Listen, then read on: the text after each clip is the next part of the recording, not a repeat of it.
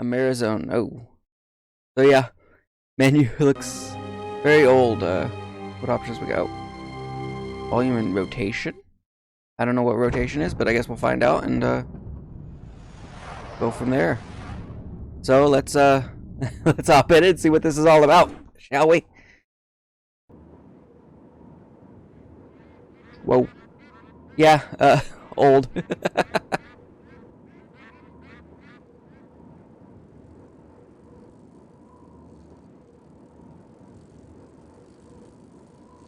The guy riding a bike in the middle of the wasteland. Whoa.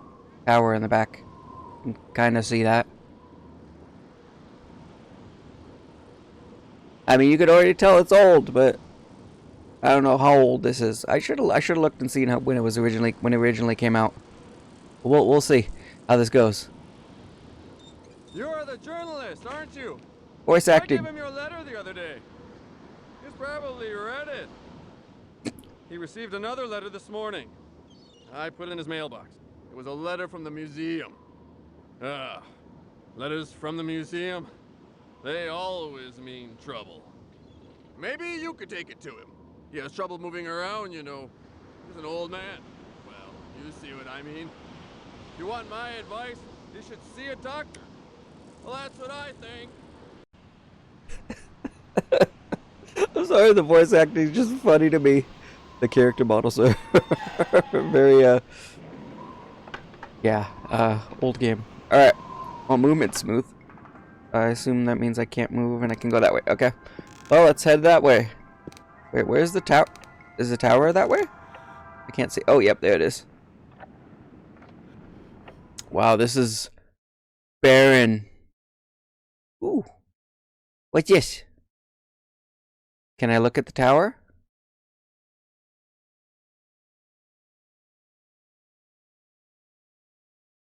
Oh, you can actually see the telescope thing. That's funny.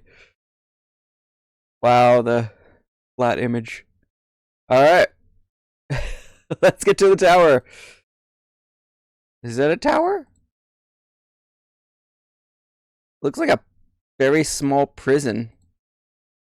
Oh, letter. Get the letter. Mouse movement's kind of tough. Stiff. Okay. We got the letter. What does the letter say? Muséum d'Histoire Naturelle. Okay, it's French. Uh, as I said before, pardon for my my accent and mispronunciation. Jardin des Plantes, Paris. All right, sir. We have thoroughly examined your plans for a new expedition to the Amerzone, and regret to inform you that we are unable to follow up your request for grant. First, the present economic situation does not permit us to finance such a risky exploration.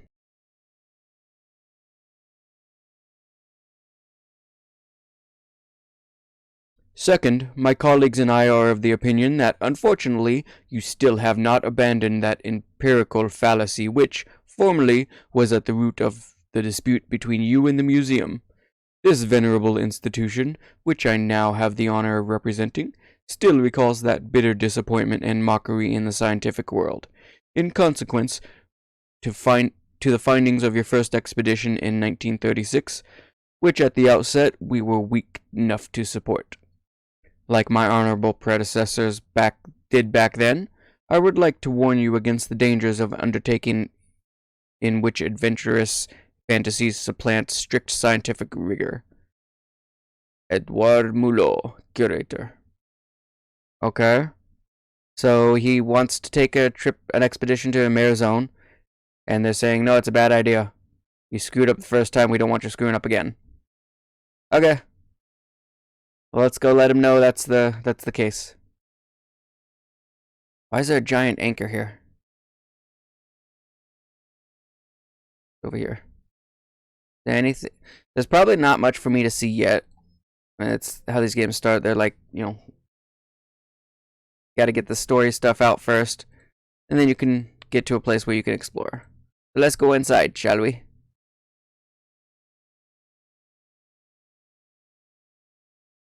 Oh, music. Oh.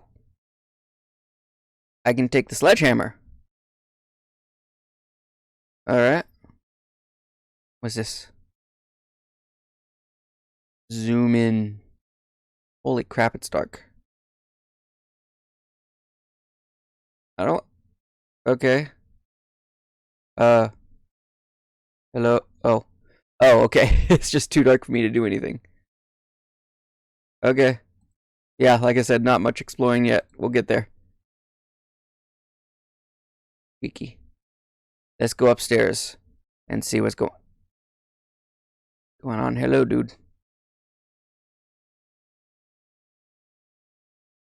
The dude. Oh, something over there.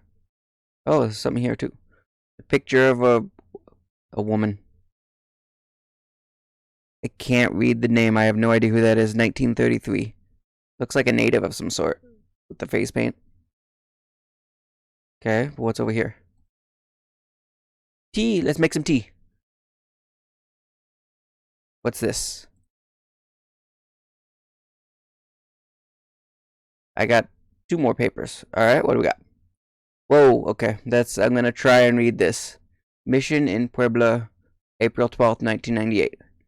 My dear friend, it was with great joy tinged with disbelief that I received your letter after over 50 years of silence. I must admit that I have given up all hope, or I had given up all hope, that our paths would ever cross again, and to be quite truthful, I even thought that you were no longer with us. For we are too old now, I fear, and deep down inside, the joy of meeting you again is mingled with the fear of seeing you undertake such a risky expedition at your age. Alright. So that was a friend telling him, no, don't go back. You're too old. Alright, now we got the Office of President of the Republic, Presidential Palace. Dear Sir, I convey to you that the heartiest greetings of President Alvarez, who is ill and cannot personally reply to your letter. Naturally, it is with heartfelt emotions that he remembers the adventures you both shared during the 30s upon his return to this country. You will understand, however, that the laws of our country have to be the same for everyone, and the bonds of friendship that you might have had with our supreme guide do not entitle you to preferential treatment. I therefore regret to inform you that I cannot process your application for a visa for Amerzone. It is our desire that our country cease to be a land of scientific expeditions that might lend some credence, in whatever form, to the existence of those white birds.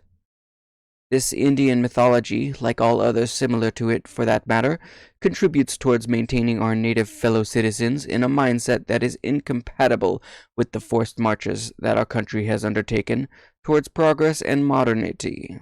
Modernity? Is that a word? I've never heard modernity.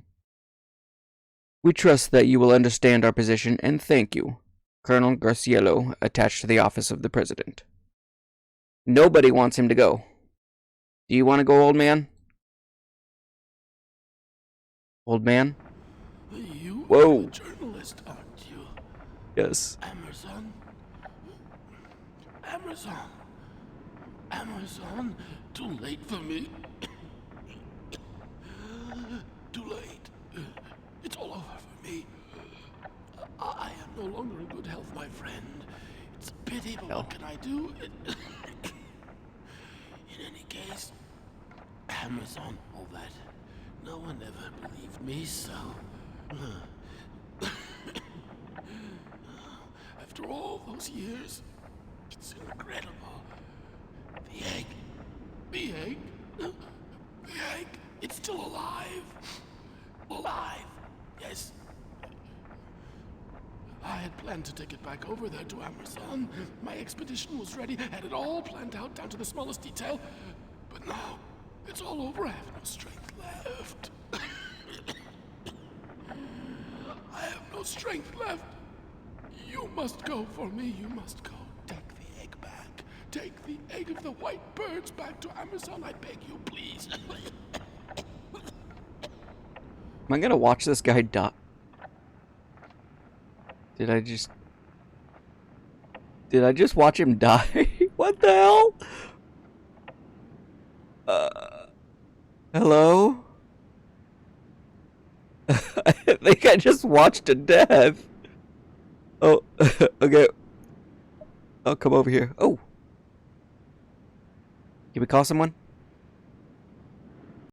03 46 52 81 79. Yeah, I'm not gonna remember that. 03 46.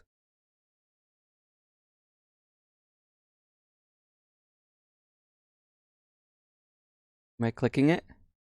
52 81 79. 52 81 79. I have to pick it up first. 03 4652. 3 4 6 5 2 8179. 8179.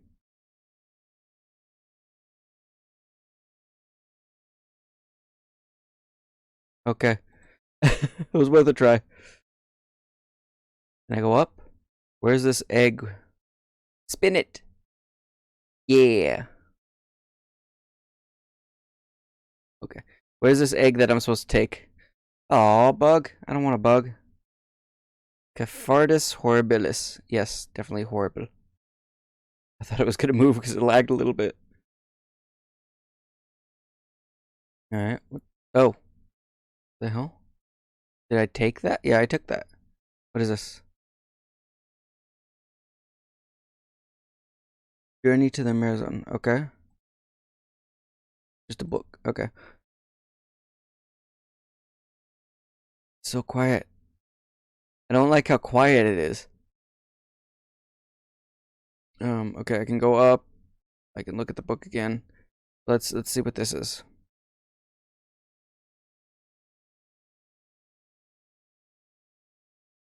Pictures. Okay.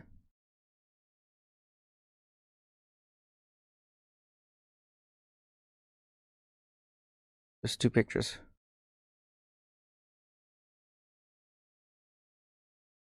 Okay. Alright. What's up here? Why is it so quiet? Wait. Why would... Okay. What do you got? Got more notes. This one. So much reading. Okay. My dear friend, I am an old man in the twilight of his years. I now know that I will never have the strength to set off again to the Amerzone. My only remaining hope resides in convincing you to go in my stead, to make amends for the wrongs that I have done to that country over 50 years ago. It was in 1992 at the university where I was finishing my studies in natural sciences that I first heard of the Amerzone. I befriended a young law student from that country. His name was Antonio Alvarez, and he was later to become this despotic leader that we now know today. But at that time, he was just a young law student, full of ideals. He spoke with such communicative fervor about his wild and unknown country that soon I had just one idea in my mind: to set off for the Amerzone to explore those vast intact regions, and meet those strange Indians, and discover the incredible exotic plants and animals. In the spring of 1932, those gentlemen from the museum officially sent me on a discovery expedition to the Amerzone.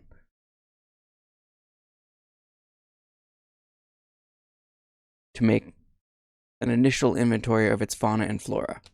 Despite my young age and inexperience, I gained their confidence and some funds, for until that day, no renowned explorer had ever been that brave or thoughtless to venture into those vast, unviolated regions. Antonio Alvarez suggested going with me as my guide and interpreter until we got to the last steps of civilization in his country. I accepted his offer with an open heart. A second companion was to join me, the Reverend Father David Makowski, a young missionary from La Campagne de Jesus, who shared my fascination for the Amerzone and was burning with desire to evangelize the inhabitants of those regions forgotten by the Creator. We set off, therefore, one morning in June 1932, on board the Hydra float, a revolutionary invention of mine which, according to my plans, was designed to meet all the needs of a modern scientific exploration. I had spent a good part of the museum funds on, as well as my meager family inheritance, to build it. Unfortunately, this first prototype had several imperfections. The mechanics failed us on the way, and it was only by a miracle that we set foot on the shores of the Amerzone. Is that supposed to be like the Amazon? I don't know. For some weeks, all three of us traveled to Puebla, a fort village upstream the delta on the river Amerzone. It was there, in the mouth of an old drunken and erudite Indian, that I first heard of the great white birds. I was greatly fascinated by what he had told me, and the following day, ignoring the warnings of my companions, and driven by the demons of proud scientific discovery, I set off towards the unknown with the old Indian as my guide.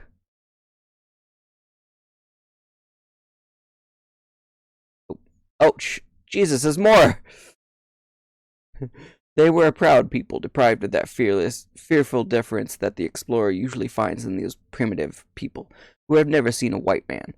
I remained bedridden for a few days, and a young Indian girl patiently lavished on me the care that was necessary for my recovery. Wait, did I miss something? Hang on.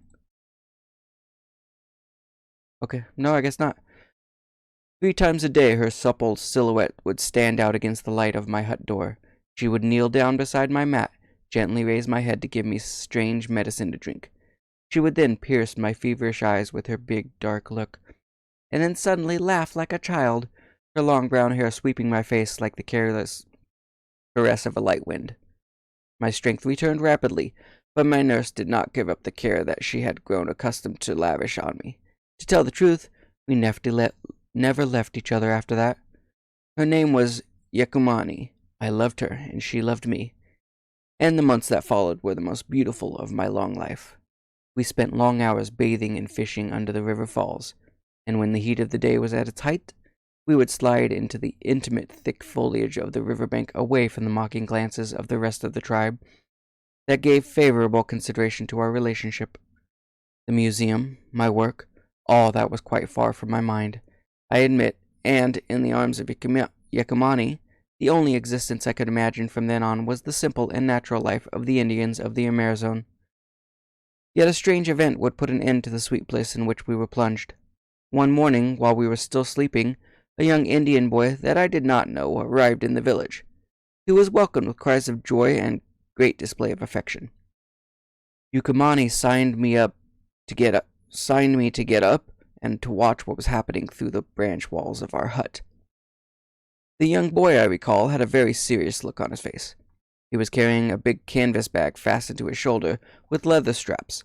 Walled in by a sort of hedge of honor formed by the entire tribe, he solemnly made his way towards the village priest, and lay his heavy load at the latter's feet. The venerable old man untied the straps and removed an enormous egg. The entire village was overcome by deafening silence that was hardly broken by the chirping of birds. Without saying a word, the priest introduced into the top part of the egg a long hollow stem that ended with a funnel-like shape. With this device, he inserted a mysterious liquid inside the egg, and after a while he withdrew the stem. White wisps of smoke were now coming out of the opening in the shell. The old man then proceeded to close the gap with a kind of white clay. Then, placing one hand on the side of the egg and raising the other towards the sky, he addressed the young boy with the following words: "Valaho, ovol valaho!" The egg was then placed inside the canvas bag, and, after having had some rest and something to eat, the Indian boy and his mysterious load set off again towards the marshlands that stretch upstream the falls. I was tremendously intrigued, you may well imagine, by the ceremony that had taken place right under my eyes, and I questioned my young companion, without respite, about the meaning of all this. At first she was very reluctant to answer my questions, but she eventually, no doubt weary of my insistence, she pointed to the totem sitting imposingly over the village. At the end of the mast there were some big wooden birds with open wings that seemed to glide over the village. "Ovo volaho ovo," she simply said. "The white birds." The fever of my illness compounded to that of love had eclipsed my faculties of scientific observation. But then and there, I suddenly came to myself. These Indians were the descendants of the legendary Ovo-Ovo-Laho tribe. That's a word to say. Ovo-Ovo-Laho. And what I had just seen in the hands of the priest was the egg of the white birds! I was like a madman. I gathered all my luggage and waited until night to sneak away from my hosts. I wanted the egg, the proof that the white birds really do exist. I wanted that egg more than anything else in the world. To take it back to Europe, to see it exhibited in the main hall of the museum, to obtain a chair at the university. All the demons of ambition had irremediably besieged my mind once more. Naturally, leaving Yukomani behind broke my heart. When we bid farewell, by the look on her face, I sensed how greatly confused she was. For a young Indian boy, going off in search of the egg of the white birds was a sort of perilous rite of initiation, which, if he passed, would enable him to enter into adulthood, and, if the case arises, marry the one he loves. Yukomani thought it was for her that I was about to undertake the perilous journey towards the sanctuary of the white birds, and that I would bring back the sacred egg for her. We loved each other all night, and at dawn I set off, never to see her again. It would take me too long to tell you about the long journey towards the white birds. Suffice it to say that the adventurer who attempts it should have remarkable physical and moral courage, and that, should you lack moral strength, you still have time to backtrack and try, if possible, to forget about the Amerzone. But believe me, my friend, up there among the clouds, on top of the sacred volcanoes of the Amerzone, in the burning fumes of the craters, lied continually the most majestic and noble of all living beings that I have ever known in my long life. And I, Alexander Valembois, have committed an abominable act of treachery. I stole their only egg and took it back to Europe, only to appease a despicable personal ambition. I have put it in danger, the very existence of a truly exceptional living species, and I betrayed the trust of a young Indian girl who, I now know, was the only love of my life. I returned to Paris in the autumn of 1934. At the museum, no one believed my stories about the white birds. They declared that the egg I took back was, without a doubt, a big ostrich egg, that I was only a fake unworthy of their trust. I became the laughingstock of the scientific community, and my career was irreparably broken. After the war, I obtained, with great difficulty, the post of a natural history teacher in a modest high school. People no longer talked about the Amerzone, which, under the dictatorship of Antonio Alvarez, my friend who had changed a great deal, has isolated itself from the rest of the world. Even I, myself, tried to forget about that country forever, but I could not. The white birds continue to soar over my head, and Yukomani's laughter still resounds in the course of my dreams. It has been 10 years now since the museum has sorted out its dusty collection, and, on that occasion, sent me the egg of the white birds. It miraculously remained intact, not having suffered from the ravages of time. Driven by an inexplicable impulsion, I sounded it with a stethoscope, almost fell over backwards. Slow, continuous heartbeats. The egg was alive. Since that day, I have had only one thing on my mind: make right the wrong I have done, and take the egg back over there to the Amerzone, to the summit of the volcano where it should have never left.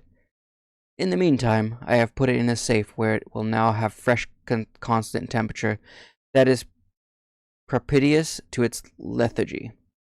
Today, everything is in place. I have developed a new hydrofloat that is specifically designed for an expedition into the heart of the Amerzone. I have carried out all the necessary checks and calculations, and I have corrected all the imperfections. But as I have already told you, I am now an old man, and I no longer have the strength to undertake such a journey. So it is up to you, you who seem to be interested in this country. It is you that I am asking to take my place. Go to the Amerzone and take back the egg. I beg you. Good luck, and may God protect you, my friend. Alexander Valembois. Okay, that was a lot. That was a lot of reading, a lot of A lot of text I didn't want to read, but hey, we got through it. Hey, an alligator. Hello, little alligator. Okay, so I guess we're going to the Amerzone. And hopefully we get some music here soon. Well, there's some audio. Alright. What's this? Is this the plan for your hydrofloat? I assume so. Oh, yep, hydrofloat. Okay, cool. And what's this? Oh.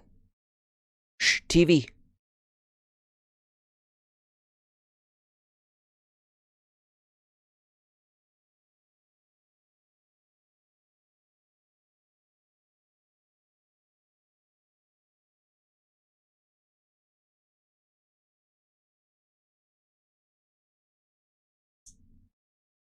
I have no idea what he's saying.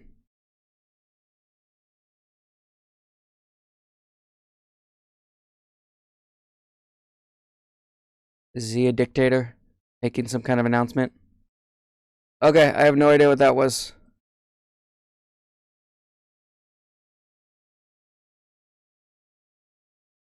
I think I gotta find the safe before I go anywhere else.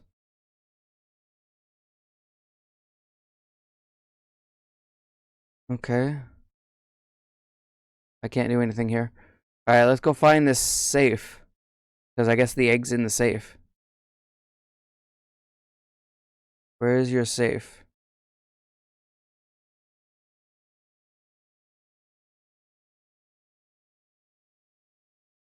Oops.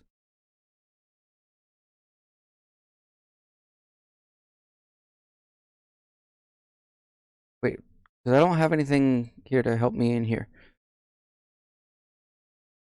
Where's your safe at, dude? Said you had it in a safe. But like there's no safe around here. Is there one up here and I just didn't see it?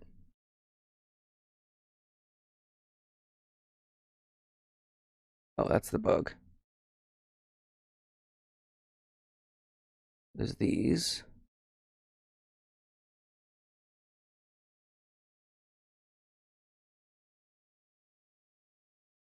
There's not a safe up here. No.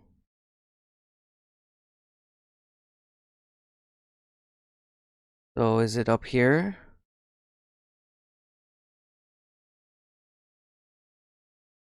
No, this just leads outside. Alright, I guess we'll go back down and see if we can figure out where this safe is. I assume we have to go get it out of the safe before we go anywhere.